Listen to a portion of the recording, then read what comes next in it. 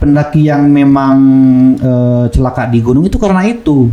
Karena kurangnya persiapan, kurangnya pengetahuan mengenai kegiatan di alam terbuka seperti apa.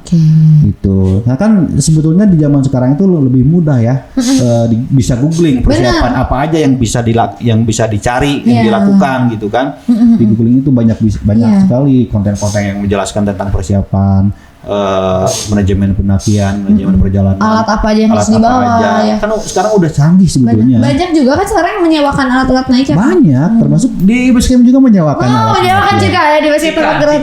Tapak Gerat ini salah satu, boleh dong Kang dijelasin apa deh sama Akang aja. Jadi Tapak Gerat itu satu komunitas yang terfokus dalam pengelolaan jalur pendakian di Gunung Cikuray. Gunung Cikuray ya Kang. Yang hari ini disebut Gunung Cikuray via Tapak Gerat.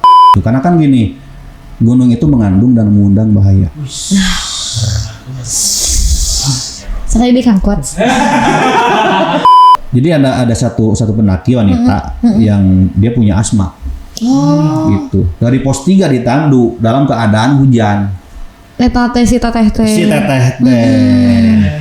Ente jujur di handap tempatnya buka asma. Oh tuh ngobrol. Ya Allah. Makanya itulah kenapa ke gunung itu harus dalam keadaan fit. Mendaki itu bukan menaklukkan gunung, tapi bagaimana kita menaklukkan diri sendiri.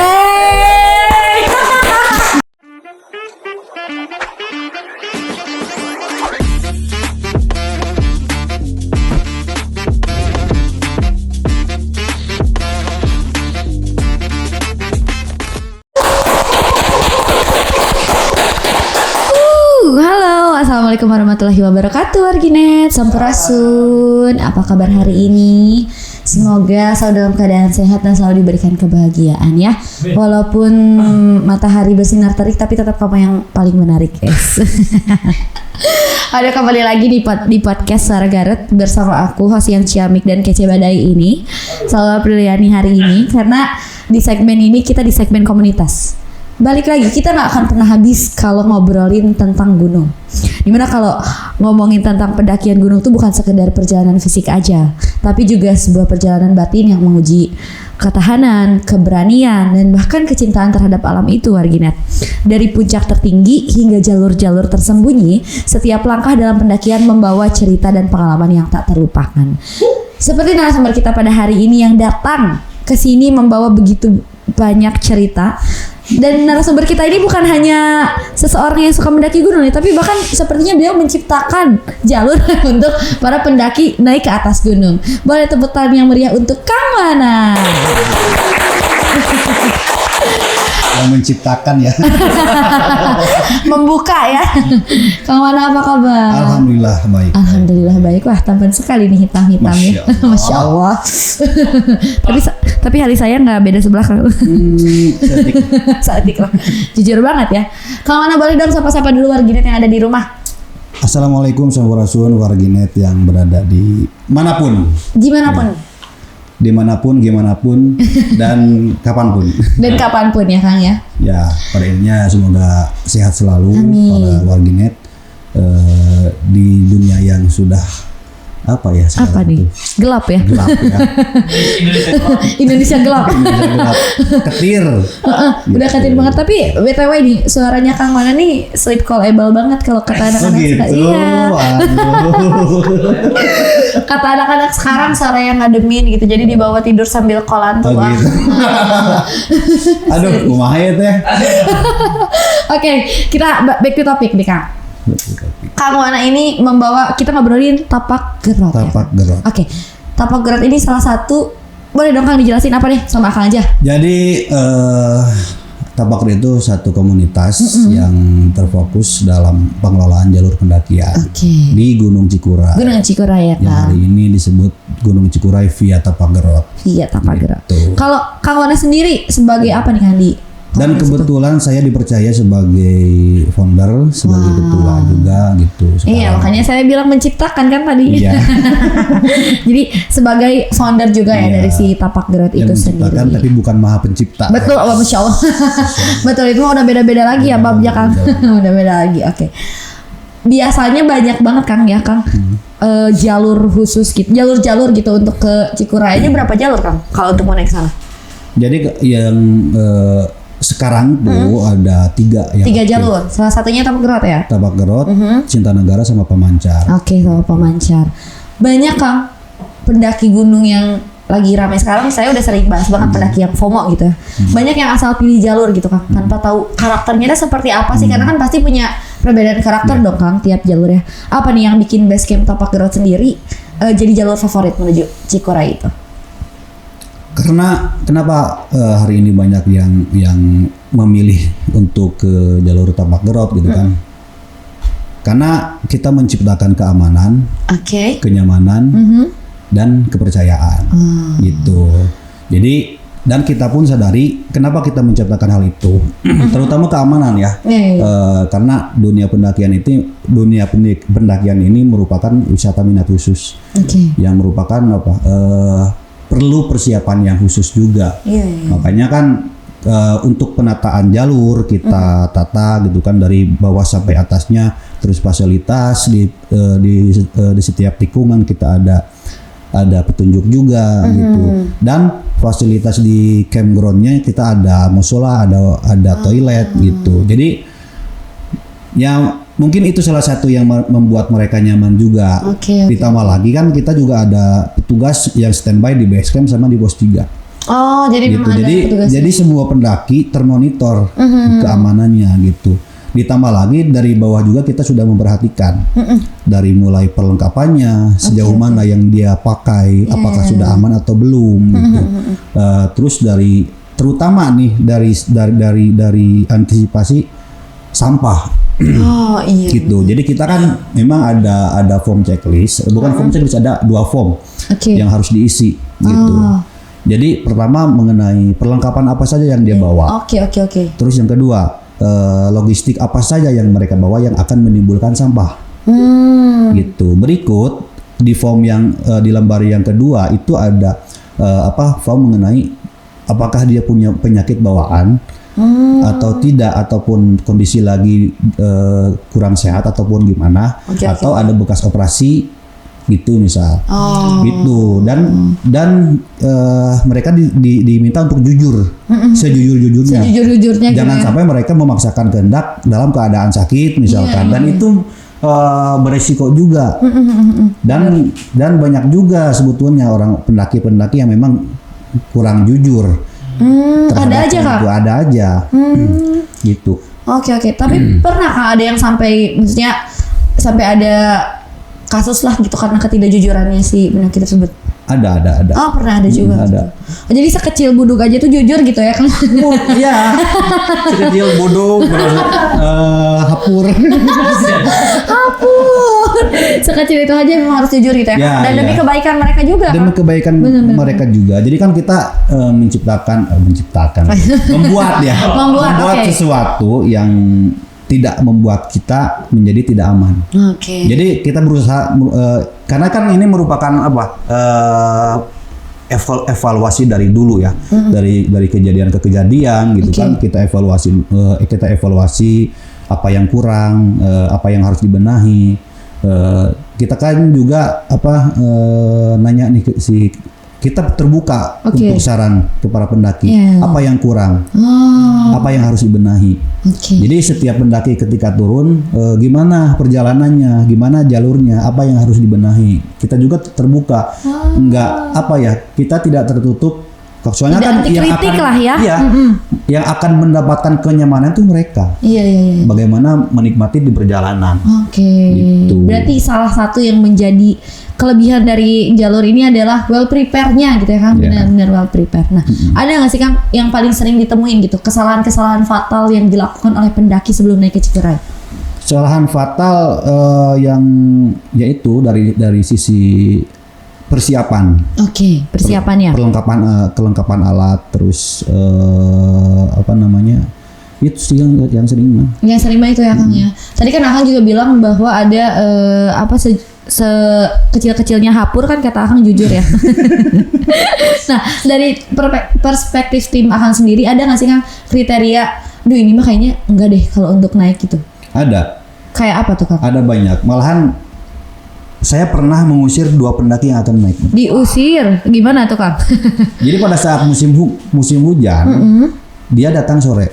Oke. Dia datang sore dengan perlengkapan yang memang tidak proper, gitu. Mereka mengenakan jaket hoodie, menggunakan sepatu warrior buat sekolah. Kan disangka dari sekolah. Iya, dengan celana kolor gitu kan. Dengan PD-nya dia datang ke base camp, baru kan bawa keizinan keluarganya, gitu. Mana di kamarana, gitunya. Intinya kan mereka mencelakakan diri dengan seperti itu. Tidak ada persiapan. Malah saya sampai nanya mau logistik tuh bawa naon wae. Bawa mie 2. Mie anu dibubuhkeun tadi kayak gini. Sigana mah gitu. Makanya kan itulah yang membahayakan, kurangnya pengetahuan mengenai manajemen perjalanan, manajemen pendakian. Problematika hari ini tuh baru akamsi meren ya kan? Kan ada akamsi mah cukup ke swallow kalau oge dogi sama sebetulnya akamsi juga harus memperhatikan itu semua siapapun lah pokoknya dari kalau keamanan. Nah, sudah beres kan pangitan ka gunung ngage hudi mah kanaon ya Kang? Oke. Sejauh ini nih Kang. Kalau boleh tahu berdiri sejak tahun berapa tuh? Kita berdiri dari tahun 2012. 2012 berarti udah lama sekali ya, hampir 13 tahun. 2011 akhir ke 2012 lah. Dari disahkannya 2012. Disahkannya. Kalau pembentukan dari 2011. Dari jauh. Rencana ide-ide muncul kita mau bikin komunitas itu. Gitu. Gimana awal ide munculnya jadi komunitas? Apakah Akang yang mempelopori lagi nongkrong atau gimana? Jadi suatu hari. Suatu hari. Jadi gini 2011 itu kita kan saudara sih, kita berempat. Masih saudara senabi Adam ya. Sama-sama 5 orang lah. Sama-sama suka naik gunung. Gitu. Semuanya, termasuk Akang juga. Ya. Kababawa sebetulnya. Kaca candak. Kaca candak sakaba-kaba gini ya Kang mana teh. Babawaku sakaba-kaba. Gitu. Jadi kabawa-bawa gitunya kita ngobrol. Dari obrolan ngopi lah di depan pelataran rumah. Bari Cikokdut teh ini aja. Iya, Cikokdut. Kumaha misalkan ini orang yang komunitas. Jangan ngaran euy. Jangan naon cocok enak. Untuk nama. Ya banyak nama pilihan naon. Dan anu rada nyaman di hati itu yaitu geus tapak gerot. Nah, tah cenah artina Kang. Nah, jadi tapak gerot kenapa ya tapak gerot? Jadi tapakan jejak ya. Gerot itu hutan belantara, leuweung geledegan yang masih utuh. Gitu pada saat kita naik ke sana gitu kan, ke batas vegetasi melihat ke atas ya hutan masih bagus. Masih geledegan gitunya. Geledegan teh itu ya. Iya, geledegan gitu. Nah, artinya bahwa dikarenakan jadi kita melihat ke atas ke hutan geledegan. Kumaha Kang ningali kaluhurna? Gitu tuh. Kita melihat ke atasnya, si 5 orang ini lihat ke atas di batas vegetasi. Nah, batas vegetasi ini dengan ketinggian 2000 meter di atas permukaan laut. Batasnya. Nah, artinya batas vegetasi ke bawahnya kan perkebunan. Nah, ini yang membuat kita ketir.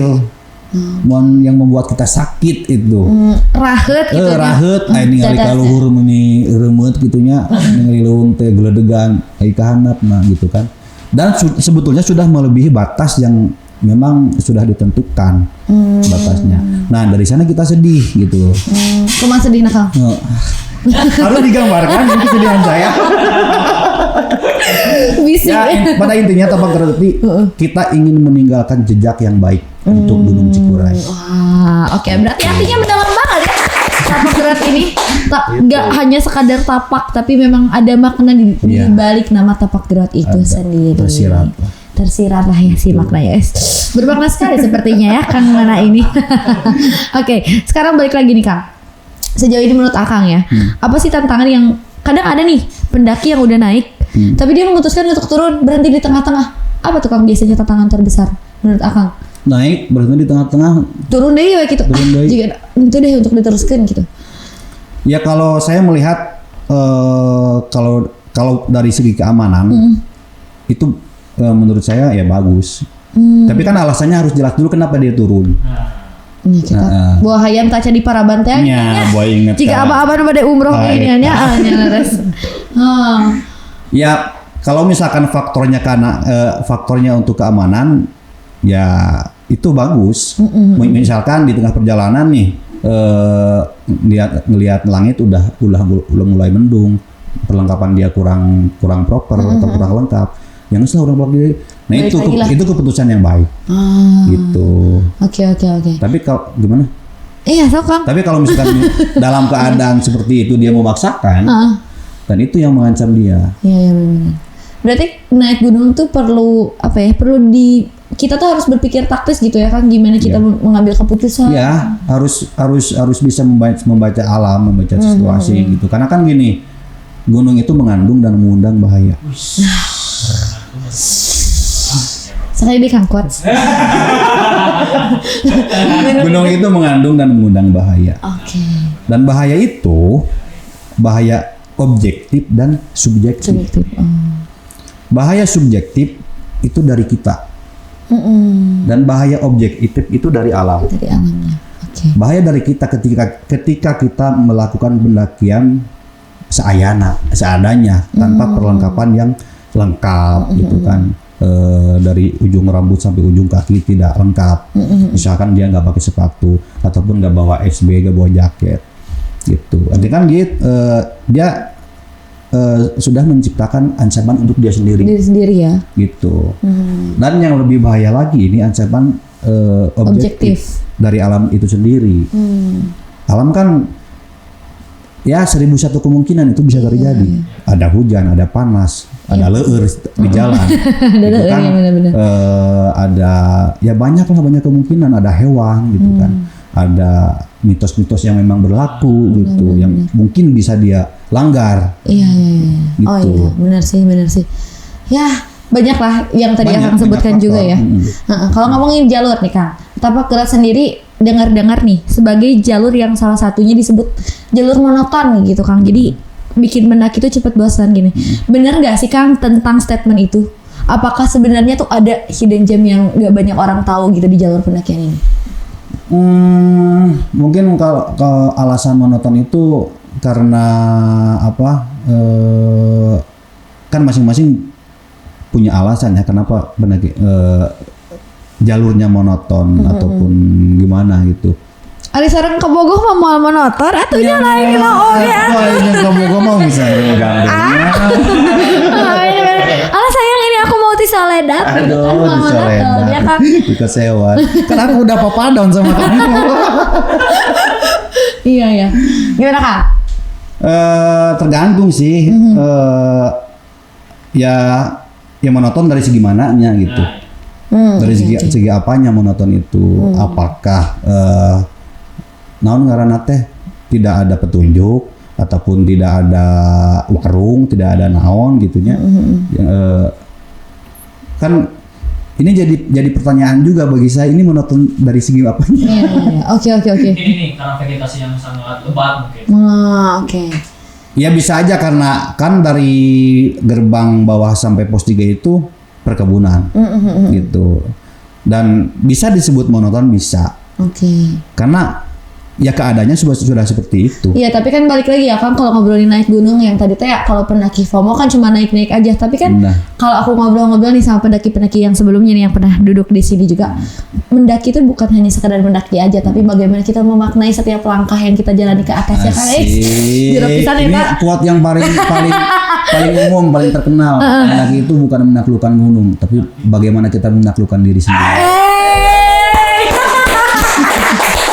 Ngeri. Itu yang paling umum. Ngeri.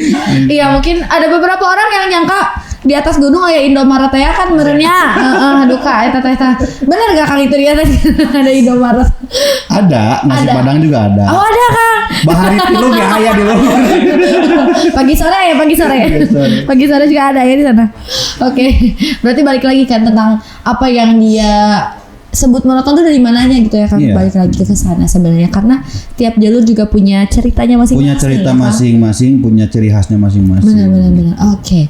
Pernah nggak Kang di Tapak Gelar sendiri ya di jalur itu mengevakuasi yang korban-korban yang apa ya yang kurang prepare gitu atau terlalu santai gitu. Ini cerita perjalanan ya. Pertanyaannya itu cerita sebuah perjalanan yang yang sehingga ada aturan yang diterapkan. Jadi gini. Sekarang kan Tapak Gelar itu sudah kita larang yang namanya pergerakan malam. Pendakian malam. 2018. Sebelum 2018 kita gak ada aturan itu. Mau masuk jam berapa, jam 12 malam, jam 1 malam kita masuk itu. Sok lah gitu ya sebelumnya. Sok lah kumadinya kan. Mak iya ya. Iya lah. Jadi sebelum ada aturan itu kita evakuasi hampir tiap hari. Mau jam 12 malam, mau jam 3 malam, mau gak mau kan kita sebagai pengelola tanggung jawab dong. Gitu. Hampir tiap hari kita nggak bisa tidur, istirahat kita kurang. Gitu. Nah, 2017 akhir lah gitu. Kita baru mengevaluasi itu. Berikut ini masukan-masukan dari yang lain. Dari senior-senior yang lain gitu kan. Dievaluasi nah sih kumasi jadi kumaha ka hareupeuna urang teh. Gitu. Ya guys, ya ini salah satu saran dari senior juga. Apa yang menjadi evaluasi. Ternyata ya kita selalu mengizinkan jam berapapun. Nah dari situ kita udah mulai hari ini nggak ada pergerakan malam. Gitu. Dan kita pun dari sana sadar bahwa malam itu waktunya manusia untuk istirahat. Iya benar. Bukan untuk melakukan kegiatan pergerakan. Karena kan pergerakan malam itu disorientasi medan. Mau pakai alat senter secanggih apapun, ya kan yang namanya di alam banyak kemungkinan. Betul. Apalagi malam. Dan banyak yang nyasar juga. Itu teh. Ketika naik ataupun turun. Gitu. Okay. Yang paling parahnya dulu kita sempat jadi ada satu pendaki wanita yang dia punya asma. Gitu. Dari pos 3 di Tandu dalam keadaan hujan. Si teteh teh. Ente jujur di handap tempatnya buka asma. Tuh ngobrol.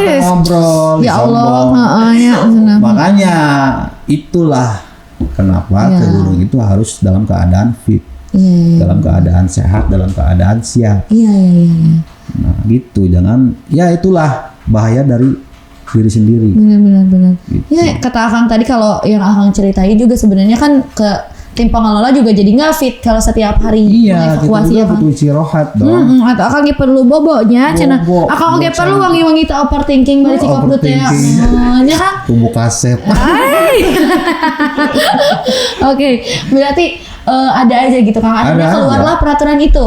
Keluar aturan itu. Dari 2018 tidak ada kegiatan mendaki. Nah dari situ setelah kita berlaku tidak ada pergerakan malam. Sama sekali nggak ada. Nggak pernah ada berarti gitu. Sampai sekarang. Paling 1-2, maksudnya nggak terlalu parah. Paling dalam satu pendakian ya nyasar dikit, salah belok tapi masih ada jalur sambung gitu. Terus yang gejala-gejala hipotermia itu kan, dan itu bisa ditangani di pos 3 karena kita ada petugas. Karena ada yang jaga di sana juga ya Kang. Gitu. Yang nggak terlalu capek lah istirahat kita. Iya benar. Cukup lah ya. Cukup. Jadi memang kalau dari Tapak Gelar sendiri juga sering untuk mengevaluasi. Yang tadi aku bilang anti kritik ya Kang. Saran apapun diterima. Saran semua kita terima. Dan sama kita juga kan udah standar Udah ada SOP yang diterapkan juga ya Kang di sana.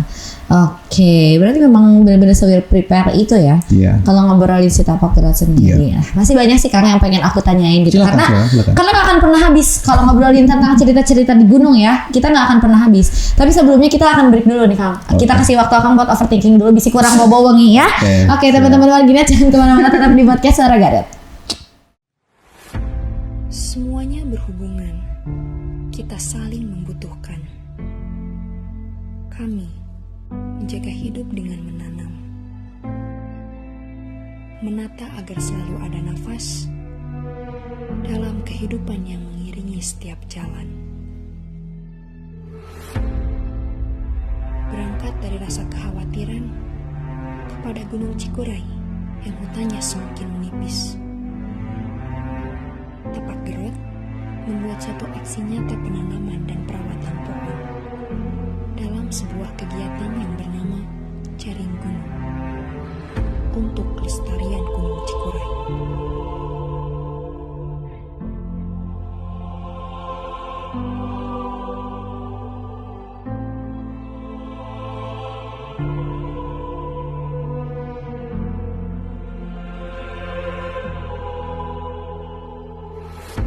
Jaring Gunung, kita menjaring teman-teman yang peduli terhadap lingkungan, peduli terhadap alam, siapapun itu, dari manapun itu backgroundnya, kita satu dalam kesatuan, kita jaring di sini, lalu kita menanam pohon, diharapkan pohon itu akan menjaring, menjadi jaring-jaring akar, mengikat tanah, mengikat air untuk kehidupan, lalu tumbuh ke atas menjadi jaring kanopi yang akan mengikat karbon dan menghasilkan oksigen yang kita hirup sekarang.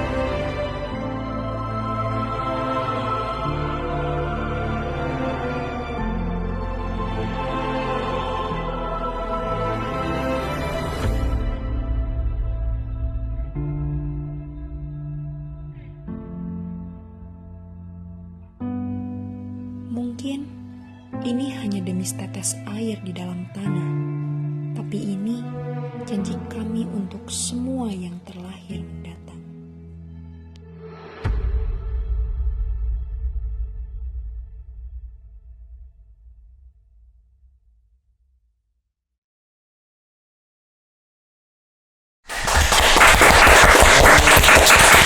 Oke, kita kembali lagi ya di podcast Suara Garut masih bersama Kang Wana ya.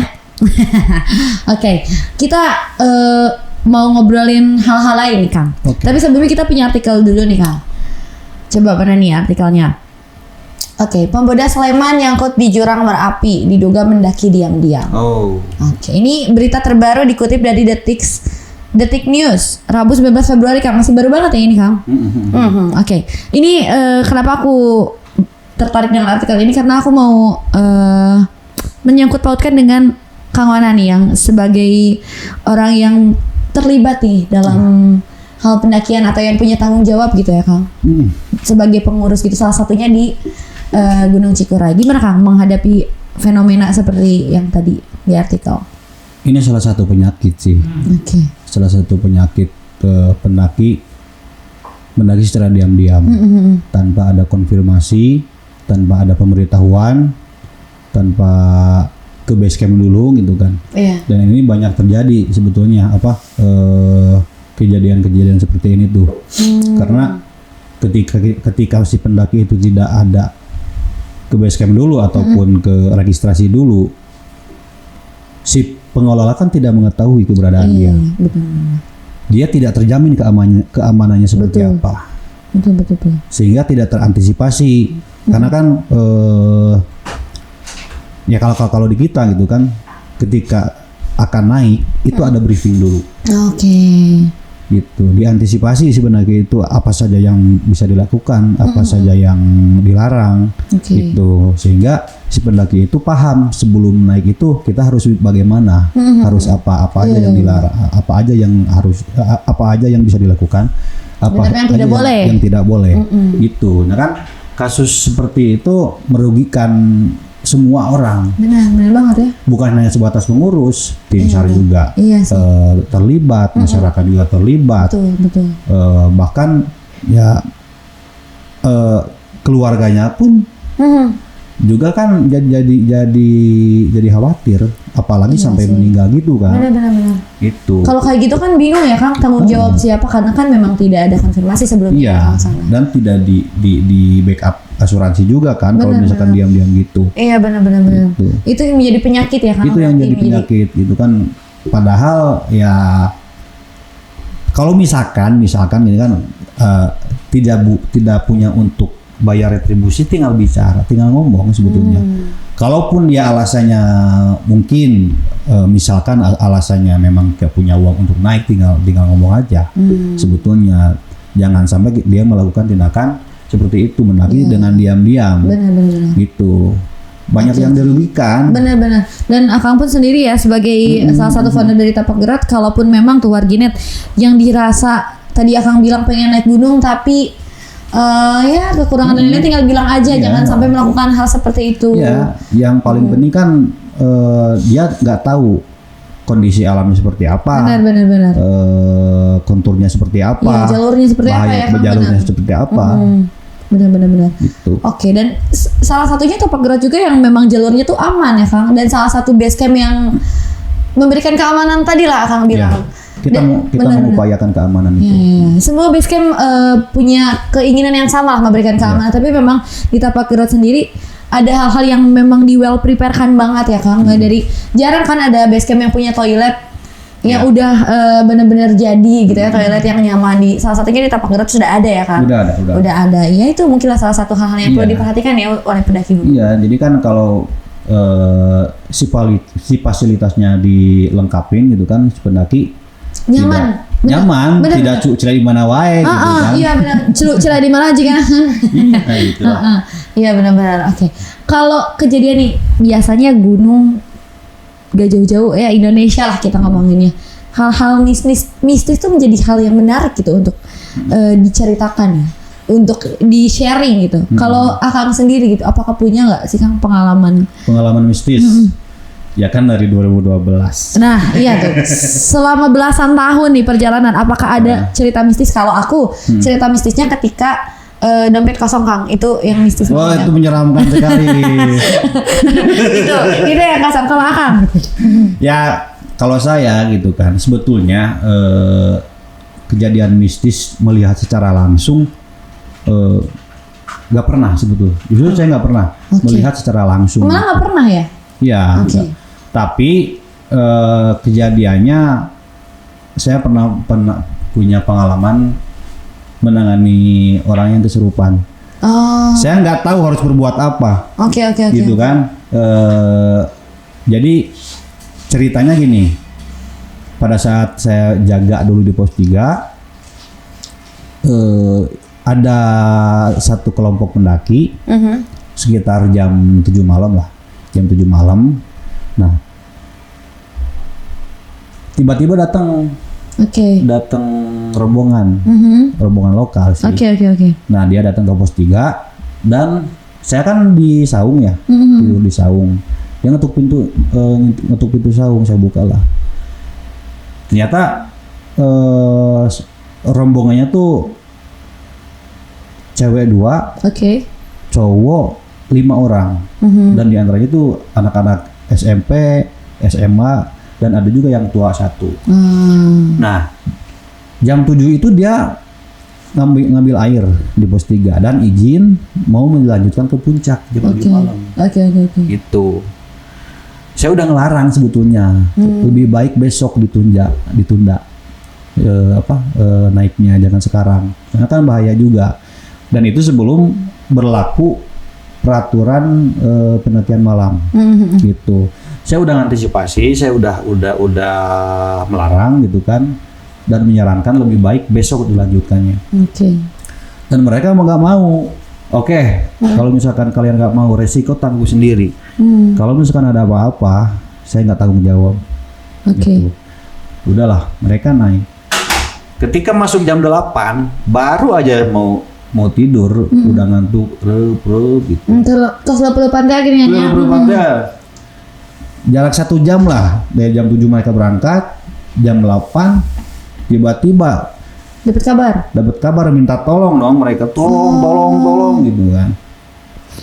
dalamnya cek aing oge. Gitu. Cek aing ge naon cenah. Kayaknya naon tuh benar dicarek. Nah kan mau nggak mau tuh kan meskipun saya bicara di awal nggak tanggung jawab tetap kan. Iya mau nggak mau ya Mau itu. nggak mau kan. Tadinya sebagai gertakan aja kan Iya, pada tadinya awalnya sebagai supaya gertakan nggak aja. naik. Ternyata kejadian kan. Nah ketika saya samperin kebetulan ada pendaki dari Bogor juga bantuin. Oke. Pas saya menjangkau posisi mereka, jadi yang satu cewek nih, yang satu cewek kakinya kena, yang satu si cowok seolah-olah dia tuh si matanya tuh dibuka penglihatan mata batinnya. Eta teh. Jadi ngelihat ke sana tuh, gitu kan. Jadi dia lihat ke kanan lihat sesuatu, ke kiri lihat sesuatu, ke atas lihat sesuatu, gitu. Nah untungnya nggak jauh dari pos 3. Ya udah langsung turun langsung. Nah pada saat nyampe pos 3 saya masukkan semuanya. Yang 2 orang itu cewek cowok itu, yang satu cewek kan kakinya kena ya, kekilir. Yang 2 itu saya masukkan. Udah kalian masuk. Nah dari situ lagi santai gitu kan, yang lain kan di luar. Tiba-tiba kesurupan. Itu udah dimasukin baru kesurupan. Udah dimasukin, udah kalian istirahat tidur. Nah sebelum itu saya marah-marah ke mereka. Karena kan mereka gak bisa dibilangin, bedegong siapa itu. Iya, piye ciwiteun eta. Dicacapekan gitu. Nah, selang dari berapa menit lah, tiba-tiba yang si cewek ini bangkit dari tidur, langsung gitu dia langsung dredeg gitu kan, jual molotot. Teh molototan kan gitu, molotot dari gerung teh. Aing mau. Tapi enggak molotot. Lah yang menjadi kesurupan. Nah tidinya teh gak lama dari situ teh tidur weh. Si yang cowok ini kena lagi, kesurupan lagi. Jadi pindah kesurupan teh sampai 5 kali. Itu teh. Sampai 5 kali. Itu saya kan pada saat itu tidak punya kemampuan untuk menangkal orang yang kesurupan. Jabatan sulungu udah bere bobo teh gini kan tadi nanya. Terlalu. Ya, padahal rasan teh bakal ngimpinya si Bebe pedilat. Terus dibayang-bayang ya bakal ngimpi. Ketemu sama si Bebe. Hujanan di motor cika di lantai nya. Jadi tolong cenah lumpat teh kalau royahna teu aya cenah. Bayang-bayang dulu teh. Nah, yang menjadi sesuatu yang mengerikan bagi saya ini terakhir. Jadi si yang cewek itu bangkit lagi. Jual molotot, jual jaipong. Aku berani jual jaipong dong. Molotot jaipong jam 11 malam. Itu teh.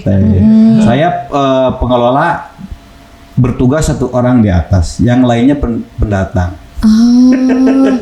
Akang sih mah akang gitu. Akang sih mah saya. Si sana mah anu tira luar. Yang lain gimana Kang ketika melihat si teteh jaipongan? Satu molotot we ala-ala. Ala cenah kumaha henteu di sawer mah henteu nya. Di sawer mah. Gitu. Jadi uniknya tapi ada uniknya. Apa tuh Kang? Selain diseram ada uniknya ketika si yang cewek ini kemasukan gitu kan, molotot jaipong. Si yang cowok juga ada kemasukan. Barang eta mah. Anu tadina sekali ewang jadi barang. Gitu. Nah, bangkitlah dia. Silat henteu. Cuman posisinya si yang cewek ini yang kesurupan ditanganin sama si cowok yang kesurupan. Nya jadi anu lebet ka pambegetna teh naon kieu nya bade. Si kana mah apaleun. Si imah tuh bisaeun menangani yang kesurupan, si akang ieu mah cenah. Semua teh bisa. Si kana teh kitu. Jigana akarunya sina ngimpi we cenah jeung. Oke. Jadi cerita unik juga ya itu. Iya, pada saat kesurupan, si yang cowok juga kesurupan, dikeluarin. Keluar siap. Disanakui merenanya. Ya, disasar di luhur rambut mika ujung kaki tadi disasar kan apa? Eta teh Trak benang Sadarlah dia. Iya, sana. Ayo naon. Sok dibantuan, keluarkeun buka pantau. Dikumakeun. Begitu. Udah ngok. Dikira cuma ngok. Iya, cuma gitu doang. Gitu. Oke, itu unik banget loh Kang. Maksudnya jadi kumanya anu kasurupan Ditulungan kudu kasurupan deui gitu ya. Oke, itu jadi sigana mah babaturanana di alam gaib teh. Alah sih mah ngerakin wae balik cenah kitu benernya. Dicanak uwi gitu. Ya, Oke. gitu. Berarti Akang pasti punya banyak banget ya cerita-cerita Ya, seru selain kayak dari gitu itu salah ada satunya juga. itu. Itu salah satunya. Ya kalau teman-teman yang lain juga ada. Pasti ada ya sih kalau ngobrolin cerita di sana tuh pasti beragam sekali ya. Beragam sekali, gitu. Kamari aya nu ical di gunung mah ternyata nuju salingkuh mah. Nuju Cenah salingkuh, ya Allah. eta. Terus naon teh ya abi kadang tanya ya Allah duka. Itu yang guntur ya. Duka abi teh cenah ieu aya nu ical bororaribu efeknya tidak nuju sarang. Iya. Ada itu jadi alah duka kayaknya eta ya Allah. Kita juga punya satu lagi artikel Kang. Kali ini berkaitan dengan Gunung Cikurainya mana? Nah, oke. Kronologi 5 pendaki tersambar petir di Gunung Cikuray. 1 orang meninggal dunia. Ini tahun 2024 ya, Kang? Iya. Di kompas.com. Oke. Ini mungkin jadi salah satu yang pernah dibicarakan ramai juga ya, Kang? Di sana. Nah, gimana, Kang? Memberikan saran-saran mungkin untuk menghindari hal walaupun tadi Akang bilang bahwa ini ada yang sifatnya objektif atau subjektif gitu dari alam. Kalau ini kan berarti otomatis objektif kan, yang kita nggak bisa prediksi. Iya, kita nggak bisa hindari gitu. Jadi pada saat kejadian itu kan sama di atas juga di jalur kita ada pendaki. Kita langsung respon kepada ke petugas yang di atas. Kalau misalkan ada yang ngepost di atas, tolong turunkan. Langsung turunkan. Kita langsung respon. Kebetulan ada dua petugas. Dia naik ke atas, langsung diturunkan. Pada saat itu juga kan hujan masih ini ya, nunggu reda dulu, baru semua pendaki diturunkan. Gitu. Nah, selang dari itu kan pendakian tutup dulu, karena hujan masih ekstrim dulu tuh kejadian itu tuh.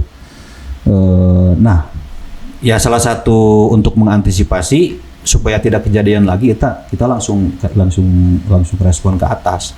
Tuh. Adapun pada saat musim hujan gini kan, kita juga merasa takut sebetulnya. Jadi jangan kira si pengelola itu enak, nyaman ketika banyak pendaki. Justru ketika banyak pendaki lebih besar lagi tanggung jawabnya, gegebegan deui nya Kang. Lebih gegebegan lagi. Benar. Hati kita gitu kan, bukannya tenang. Ya meskipun kita sudah menerapkan aturan, sudah menerapkan sistem, tapi tetap yang namanya manusia kan ada yang nurut, ada yang enggak. Benar. Aya nu bedagongan teh kan. Jalan teh. Aya nu sumuhun dawuh jika abinya aya nu rada bedagong jeung di pangkal teu. Nah, gitulah. Ya kita kan tidak bisa memprediksi alam seperti apa, dan manusia juga sama.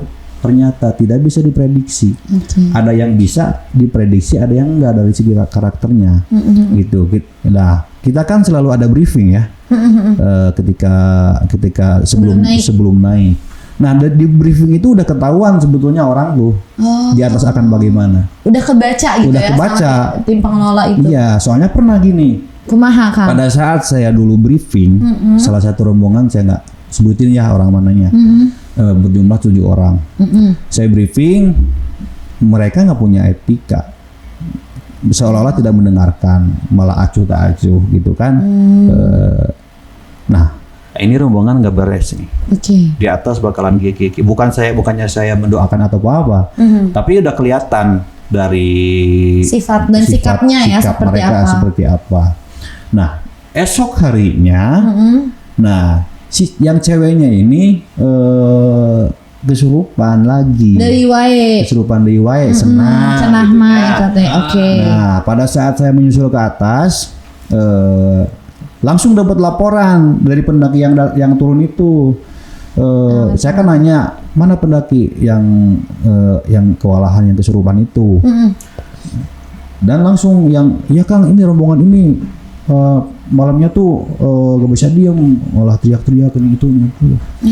Gitu ternyata sangkaan saya kan benar, ternyata ini pendaki gak beres gitu kan rombongan ini. Nah, nyampe pos 2, mereka lagi digendong. Lagi digendong sama salah satu petugas juga dari kita. Terus dilansir langsung pakai motor gitu. Yang sakit itu ataupun yang katanya kesurupan itu pakai motor. Yang sisanya, nah saya di situ menggunakan dakwah saya dulu. Masya Allah. Oh ya, ini FYI teman-teman ya. Teman ini sebenarnya memang pecinta alam, tapi kuliahnya manajemen dakwah dulu. Jadi sangat berbeda sekali. Sangat apa ya? Tidak sejalur lah ya. Tapi gimana? Kita coba dengarkan. Saya dakwah dulu di situ. Ya saya peringati lah. Kan dari bawah udah dikasih tahu, dikasih tahu di briefing. Kalian tuh harus gini bari molotot seetik. Baik, rada dikit saja Dan mereka pun mengakui kesalahan mereka. Gitu. Langsunglah minta maaf di lokasi itu, di titik itu. Udah turun. Nah, ini yang kesurupan ini udah lepas sebetulnya mah katanya sih. Nah kan bisa dibedakan sebetulnya yang kesurupan ataupun yang enggak gitu.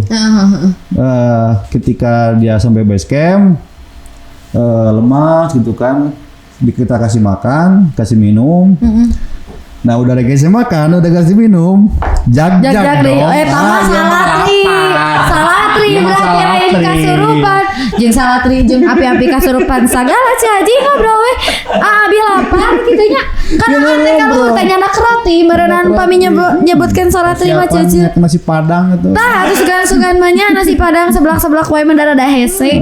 Ya Allah ternyata salatri jiga nama. Salatri jiga nama dan mereka tidak bisa menjaga etika. Oh, itu yang penting ya, Kang. Itu yang paling pentingnya. Kenapa kita sebelum pendakian itu semua di briefing, selain dari menjelaskan estimasi jalur, estimasi waktu, terus gambaran-gambaran jalur seperti apa, 1, 2, 3, 4, 5, 6. Kita juga mengantisipasi etikanya.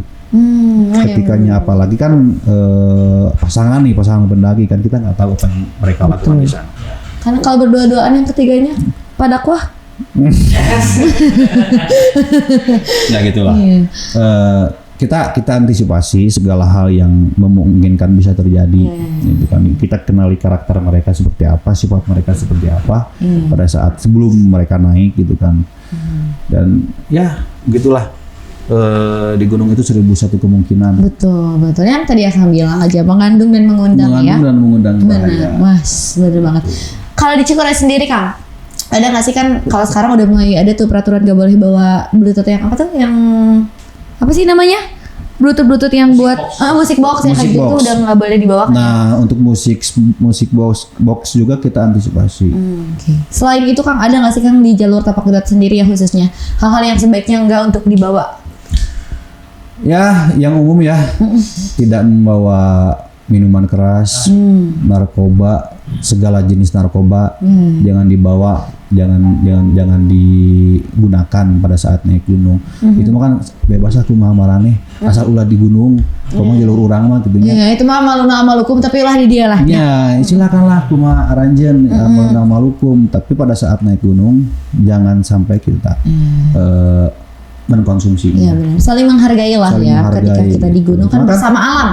Ketika kita dalam pengaruh alkohol, beda lagi urusannya.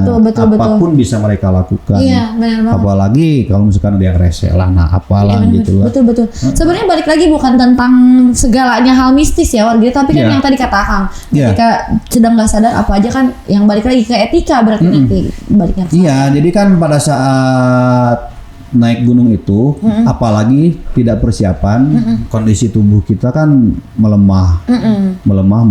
Jadi kan iya benar. Halusinasi. Maruk asa nuju dan sajang bidadari padahal mah tangkal eta teh nya. Karena sadar naon cek batur teh kunaon cenanya. Nah, dirasa. Nah, dirasa cenah gitu beneran ya. Iya, oke berarti banyak banget hal yang perlu diperhatikan juga ya, Kang. Nah, Cikuray kan menjadi salah satu gunung yang tertinggi lah di Garut ya. Apa Kang yang menurut Akang bisa menjelaskan sebagai yang berbelasan tahun ya. Jadi Akang sih di Cikuray pemandangan apa yang bisa kita dapatkan gitu ketika ada di atas atau di puncak? Secara umum kita bisa melihat samudra awan. Samudra awan cincin yang mengelilingi Gunung Cikuray itu sendiri gitu kan. Apalagi ketika ada pemandangan samudra awan ditambah dengan kelangkang gunung. Oke, kelangkang Gunung. Jadi kelangkang Gunung Cikuray bisa kita lihat dari bisa kelihatan dari atas juga. ke sisi barat. Ke sisi barat, jadi Matahari teman-teman terbit dari timur, belum dari barat nih. oh aduh lawan oke lah hari bisa nikah jauh teh Sami ya bege. ya Allah jauh tapi nirawas. Ya, jadi kan pada saat matahari terbit dari timur, yes, si kelangkang itu ketingali. jadi bisa Dari barat terlihat. jadi terlihat. Itu menjadi pemandangan yang eksotis. Ya sunsetnya, sunrise-nya gitu. Bisa ada lah ya pemandangan-pemandangan yang cantik di atas sana ya Kang ya di Cikuray. Terus kemarin Kang kan ada yang lagi terkenal tuh baru naik ke Cikuray. Ada Teteh Wendy tuh. Ya, Teh Wendy. Ciwen ya. Cici ya. Kapira Kak sareng abi teh selalu. Maraya kene. Baraya. Ih kan udah ada sih pizza mie. Wong abi mah ada sareng di kerkop teh sih. Nah, kan gimana ketika ada salah satu influencer mungkin kita bilang selebgram ya atau apalah gitu kemarin seperti halnya yang naik ke Cikuray gitu. Apakah ada pengaruh tersendiri gak Kak untuk? Ada. Akang gimana? Ada. Pengaruhnya cukup signifikan juga. Kan Akang foto teh kemarin jeung Wendy. Isin Oh, so pemalu. Malu aku mah sebetulnya mah. Ya Allah, oke Kang lanjut Kang. Ya, terang ngobrol sebetulnya aku. Sebenarnya mah Akang teh ya si cowokku. Coba diajak ngobrol ku teteh jadi. Ya terus. Pira ku abi ngobrol jadi lah tuh kan ke diedit cenah ieu naon ODGJ tinggal papa-papa unggul ka jalan. Ya. Cukup adalah pengaruhnya gitu ketika ada influencer. Malahan ya sebelumnya kan banyak juga influencer yang naik ke Cikuray. Siapa aja Kang yang pernah ke Cikuray? Saya kurang tahu ya itu urusan barudak sih sebetulnya. Jadi Ari Akang mah kan di sana sebagai selebgram salah satunya si Sandi anu sok TikTok gini saya tanya. Nah, dia juga pernah. Itu pernah kita, satu. Terus Kang mana? Eta kan selebgram. Nah, sebelgram. Eta mah sebel udah sarabaunya. Banyak lah intinya banyak lah. Influencer yang udah pernah naik ke Cikuray. Lupa lagi saya. Ya kan ada cowok pemalu. Influencer lokal yang memang dari Garut, dari Bandung, sering juga ada. Yang suka naik ke sana juga. Suka lupa nama. Asal kan Kabi mau ulahnya cece. Wah, atuh ka cece mah. Tapi enggak cece hilap deui-nya. Oke Kak, kalau Tapak Gerak sendiri ada nggak sih kan sebagai komunitas gitu ya kan sekarang udah jadi yayasan juga ya Kang? Ya. Nah udah jadi yayasan sejak tahun 2020 akhir lah. 2020 akhir. Oke. Iya dong. 2021. Oh 2021. Ya. Berarti pas awal COVID kali ya itu? Akhir COVID ya? COVID kan 2019. Oh iya. 2021 akhir COVID berarti udah berubah menjadi yayasan. Ada nggak sih Kang selama jadi komunitas atau yayasan kegiatan-kegiatan yang dilakukan oleh Tapak Gerak sendiri? Ya kegiatan yang dilakukan sama kita kan kita tuh ada pembenahan jalur. Pembenahan jalur itu melibatkan masyarakat. Terus warlock ya? Warlock. Terus kegiatan konservasi kita juga melibatkan masyarakat. Kayak kemarin kan salah satu rangkaian road to Jaring Gunung kita melakukan penanaman sama masyarakat di lereng Gunung Cikuray yang sudah rentan terjadinya longsor. Bencana lah ya? Iya, kita mitigasi. Oh, jadi memang ada kegiatan-kegiatan yang konservasi juga sifatnya. Dan sebetulnya gini, kita berupaya untuk menjadikan Gunung Cikuray ini, jalur Tapak Gerak ini yang berbasis konservasi. Oh. Gitu. Oke, jadi selain kelebihan yang tadi Akang sebutkan di awal dengan fasilitas berbagai macam itu, memang ada Ada kegiatan yang lingkungannya juga bersifat konservasi. Karena kan ya Tapak Gerak kita ingin meninggalkan jejak yang baik, yang lestari untuk keren. Gunung Cikuray itu sendiri. Apa Kang? Karena gini, pada saat kita masuk ke kawasan Pos 3, kondisinya itu, yaitu batas vegetasi itu kondisinya kering kerontang, gersang. Oke. Nah pertama 2015 ya menginjak Pos 3 itu, kan sering ngecamp di sana, Nah ketika bangun pagi itu tidak ada kicauan burung, Karena tidak ada pohon di sana. Yang ada hanya kebun kentang, kebun cabai benot. Karena ada dari manuk dina cabai bendot mah berenang. Lada tuh. Lada cek manuk teh cenah bororek di sana kalah seunghal manuk. Kelas level 12. Level 12 ya benar. Nah, dari situ kita mulai berupaya melakukan penanaman.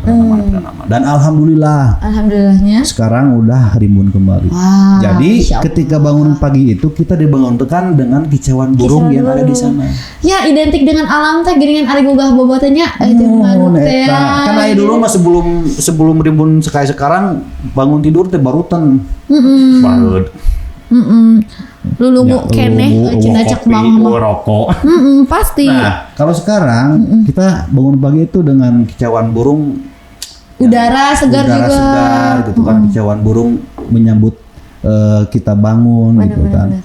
Ya pokoknya ada kepuasan batin. Kepuasan batin yang saya rasakan, yang teman-teman Tembakau juga rasakan. Nah, dari situ kita gencarkan terus yang namanya penanaman dan kita punya program juga yang namanya Jaring Gunung. Oke. Dan tahun sekarang ini udah jilid ke-7. Oh, berarti udah 7 kali terlaksana ya? Udah 7 kali terlaksana gitu. Kegiatannya apa tuh Kang biasanya? Kegiatannya kita menanam. Menanam yang tadi Kang bilang ya? Menanam, dan juga ada edukasi lingkungan terhadap para pendaki, edukasi kegiatan pendakian gitu. Kalau yang tahun sekarang udah atau belum Kang? Nah, tahun sekarang ini dilaksanakan nanti bulan April. Oh, belum berarti. Dan kemarin itu kegiatan sama masyarakat itu rangkaiannya. Oh, salah satu rangkaian menuju Road to Jaring Gunung. Wah, boleh dong nanti kita main ke sana ya. Di sana. Nanti kita sekalian main-main juga ke sana ya. Kita lihat ya yang di sana. Abringkan Abringkan baru dah kayak orang Abril gitu ya. Oke. Salah satu kegiatannya itu berarti agenda terdekatnya ada yang Jaring Gunung jilid 7. Oke. Kalau pesan-pesan nih Kang untuk para pendaki di luaran sana yang mungkin pertama kali atau yang mau mendaki lagi ke gunung manapun, khususnya Gunung Cikura gitu, maupun khususnya lewat jalur Akang ya, jalur tapak berat ada nggak Kang? Ada banyak pesan yang ingin saya sampaikan kepada para Assalamualaikum warahmatullahi wabarakatuh. Para pendaki yang hari ini mulai keranjingan untuk melakukan pendakian gitu, karena memang sekarang zamannya. Yang saya tekankan yang pertama itu adalah persiapan. Jangan lupa untuk persiapannya dimaksimalkan. Baik persiapan fisik, persiapan mental, dan juga persiapan peralatan. Itu yang harus dan juga sebelum melakukan pendakian itu kita harus orientasi medannya kayak gimana. Googling lah karakter treknya seperti apa. Riset lah ya. Riset jarak tempuhnya seperti apa, kondisi airnya seperti apa. Jadi segala bentuk persiapan itu harus dimatangkan sebelum melakukan pendakian. Jangan asal sekarang karena melihat di media sosial teman-teman membuat konten bagus, jadi pengen untuk ikut mendaki tanpa ada persiapan yang matang. Supaya di TikTok. Dan kebanyakan pendaki yang memang celaka di gunung itu karena itu, karena kurangnya persiapan, kurangnya pengetahuan mengenai kegiatan di alam terbuka seperti apa. Gitu. Nah kan sebetulnya di zaman sekarang itu lebih mudah ya, bisa googling persiapan apa aja yang bisa dicari, yang dilakukan gitu kan. Di googling itu banyak sekali konten-konten yang menjelaskan tentang persiapan. Manajemen pendakian, manajemen perjalanan, alat apa aja yang harus dibawa ya. Kan sekarang udah canggih sebetulnya. Banyak juga kan sekarang yang menyewakan alat-alat naik ya. Banyak, termasuk di basecamp juga menyewakan alat. Menyewakan juga ya di basecamp gerak. Iya. Jadi memang benar-benar komplit gitu ya di sana paket komplit. Kita menyediakan kalau misalkan ada teman pendaki yang tidak punya alat, kita menyewakan di sana juga ada. Iya. Gitu. Wow. Oke. Ada mungkin Kang yang mau disampaikan nih terakhir sebelum kita menutup podcast buat teman-teman? Mungkin dari saya pada saat mendaki jangan memaksakan kehendak hanya untuk mencari konten, mencari foto di atas. Utamakan keselamatan, utamakan keamanan, bukan eksistensi. Gitu. Kalau Instagramnya Instagram Tapak Gerot ada nggak Kang? ada. Boleh langsung di follow dong di Kang Gustau. tapakgerot.id. Tapakgerot.id. Warginet langsung aja di follow. Dan yang mau ke sana juga Kang ya, yang mau Ya. muncak untuk kegiatan muncak ke atasnya Kang gimana nih Kang untuk bulan ini? Yang mau muncak ke atas langsung ya? Langsung di Instagram, di TikTok ada call center juga. Oke. Bisa langsung ke sana, bisa tanya-tanya gitu kan ke call center apapun pertanyaannya gitu. Oke. Nanti dijawab. Apapun tapi pami bari curhat mah teu kengingnya. Eta mah ka Akang we langsung. Bukan forum untuk curhat. Eta mah ka Akang langsung kayak Langsung. Ini di sini ya teman-teman untuk nomor Kang Wana langsung aja. Ngedit euy. Untuk nomor Kang Wana di sini ya teman-teman. Aduh, kembali dong tepuk tangan untuk Kang Wana. Aduh, Kang Wana terima kasih banyak loh sudah memberikan dan membagi banyak sekali ilmu ya. Bukan. Enggak pernah habis. Oh ya, tuh kan abiasa nuju dakwah tadi nuju kajian na ieu mah. Masya Allah, terima kasih banyak Kang. Semoga kita bisa berkolaborasi nih dengan Tapak Gerak khususnya dengan Suara Garut untuk kedepannya, dan semoga apa yang agenda yang akan dilaksanakan lancar dan diberikan kemudahan sampai akhir. Amin ya Allah ya Rabbal alamin. Aku juga mau mengucapkan terima kasih buat teman-teman Warginet yang selalu senantiasa setia menonton podcast kami. Jangan lupa untuk teman-teman yang punya isu-isu dan fakta-fakta menarik di luaran sana untuk ingin kami beritakan langsung dihubungi ke 0811 220335. Jangan lupa untuk di follow Instagram kami di @suaragarut.id dan TikToknya juga ya, karena kita juga akan memberikan banyak sekali berita-berita menarik di sana. Dan aku sedikit mau memberikan closing nih Kang tentang gunung, bahwa gunung ini memberikan jalan bagi yang bersungguh-sungguh. Begitu pula dalam hidup, keberhasilan akan datang bagi mereka yang tak kenal dan tak pantang menyerah.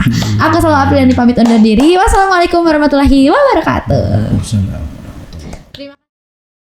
warahmatullahi wabarakatuh.